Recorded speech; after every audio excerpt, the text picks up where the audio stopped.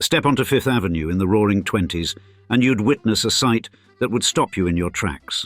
The majestic Savoy-Plaza Hotel, soaring 33 stories into the Manhattan sky, its Beaux-Arts facade gleaming in the morning sun. Doormen in gold-braided uniforms usher in guests beneath a bronze marquee, while Rolls-Royces idle at the curb. And above, twin chimneys crown what locals call Zukor's rooftop chateau, the penthouse home of Paramount Pictures founder. This architectural masterpiece, which took 3 years and $30 million to build, would host European royalty, Hollywood stars, and Manhattan's elite for decades. Yet today, if you stand at that same prestigious corner where Fifth Avenue meets Central Park South, you'll find no trace of this grand hotel. Thus, in today's episode, we'll explain how the Savoy Plaza vanished in the middle of the 20th century, showing how the story of its rise and fall mirrors New York's complex relationship with progress, as we describe. Why New York's most luxurious Gilded Age skyscraper hotel was destroyed.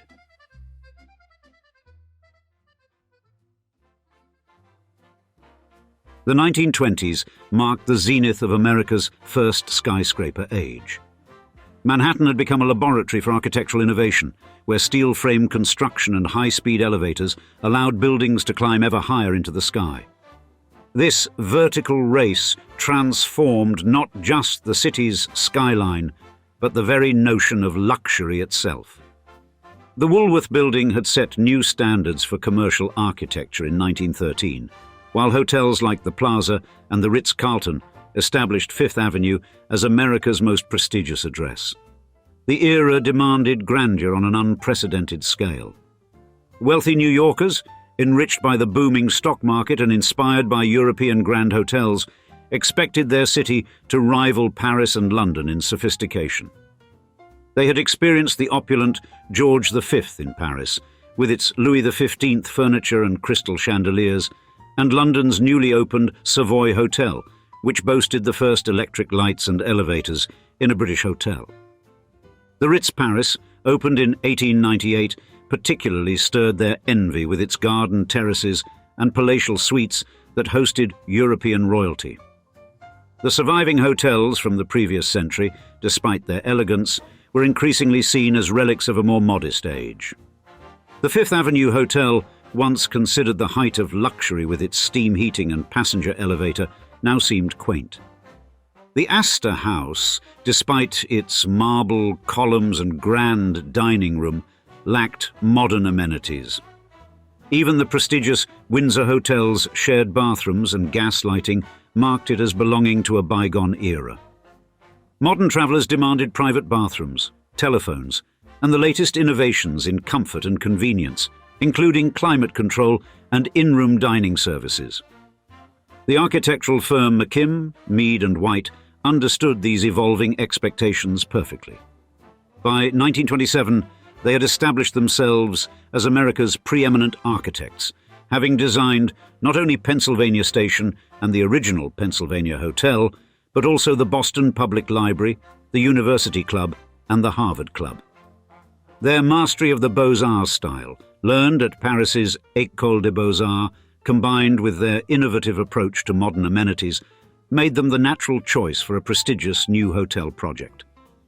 Their designs married European classical traditions with modern American engineering, creating spaces that felt both timeless and thoroughly contemporary.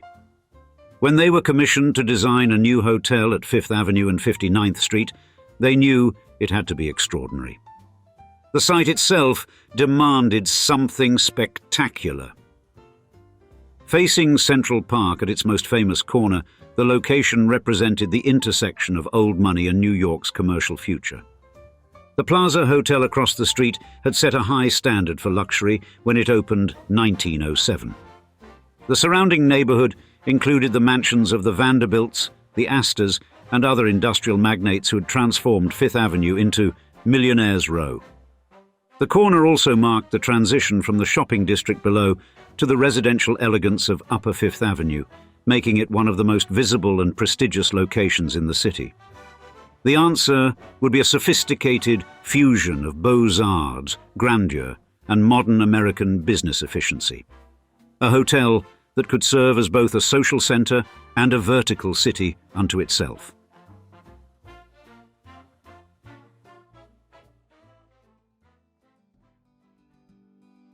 In the heart of Manhattan, where Fifth Avenue meets Central Park, once stood a monument to America's gilded dreams.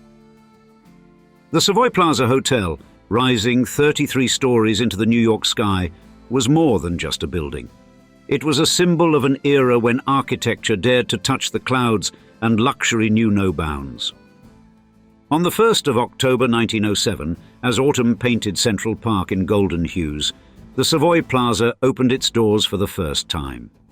At a staggering cost of $30 million, a fortune in those days, this masterpiece of stone and steel had replaced its predecessor, the Savoy Hotel. The original Savoy, which had served New York's elite since 1892, was itself a grand 12-story hotel that had helped establish this corner of Manhattan as a destination for luxury and sophistication. The architectural firm McKim, Mead and White, already legendary for their work across America, had outdone themselves. Their creation soared 420 feet above Fifth Avenue, its innovative engineering pushing the boundaries of what seemed possible. The Beaux-Arts style, with its classical proportions and elegant details, spoke of European grandeur filtered through American ambition. Every carved stone, every gleaming window, every graceful curve declared that New York had arrived on the world stage. The Savoy Plaza claimed one of the most coveted views in all of Manhattan, standing proudly alongside its neighbor, the Plaza Hotel. From its windows, guests gazed out over the emerald expanse of Central Park, watching the seasons change across the treetops while living in unparalleled splendor. At the very top of this urban palace, a unique feature set tongues wagging across Manhattan society. The distinctive double chimneys and slanted roof formed what became known as Zukor's rooftop chateau, the penthouse home of Paramount Pictures founder Adolf Zukor and his wife. From this prestigious perch, the Zukors hosted Hollywood royalty, bridging the worlds of New York society and the burgeoning film industry. The Savoy Plaza quickly established itself as New York's premier stage for high society. Through its revolving doors passed European nobility, Hollywood stars, and industrial titans. The hotel's restaurants and ballrooms became legendary. The Café Lounge hosted society weddings, while the intimate Savoy Room attracted the city's power brokers. By the 1930s, the building stood as a symbol of America's rise to global prominence, rivaling the grandest European establishments in sophistication and style. During World War II, the hotel adapted to serve a changing clientele. While maintaining its luxury standards, the Savoy Plaza welcomed military officers and government officials, becoming a crucial meeting point for wartime planning and diplomacy. The hotel's endurance during these years only enhanced its reputation as a New York institution. The post-war era brought new challenges. The rise of air travel changed travel patterns, while newer hotels offered modern amenities that appealed to changing tastes. Despite these pressures, the Savoy Plaza initially maintained its position through strategic updates and its unmatched location. Recognizing the need to modernize, Hilton Hotels acquired the property in January 1957 through a stock exchange with Savoy Plaza, Inc. The following year brought significant changes. The traditional Red Coach Inn was replaced by the fashionable Trader Vic's restaurant, bringing Polynesian cuisine and exotic cocktails to Fifth Avenue. In late 1958, the hotel was renamed the Savoy Hilton, marking the complete merger with Hilton Hotels Corporation. Throughout these transitions, the building remained a symbol of an era when New York architecture dared to be both beautiful and bold. Its Beaux-Arts facade continued to command attention at its prestigious corner, even as the city around it embraced modernism. Each change in ownership and name represented not just a business transaction, but an attempt to preserve the grandeur of a bygone age while adapting to the demands of a rapidly evolving city.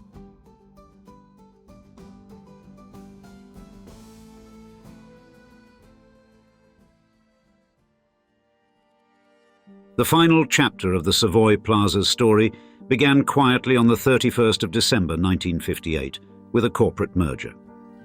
The hotel became the Savoy Hilton, joining Conrad Hilton's growing empire of luxury properties. The name change marked more than just new ownership. It signaled the beginning of a tumultuous period that would ultimately lead to the building's destruction. The hotel's fate accelerated through a dizzying series of transactions.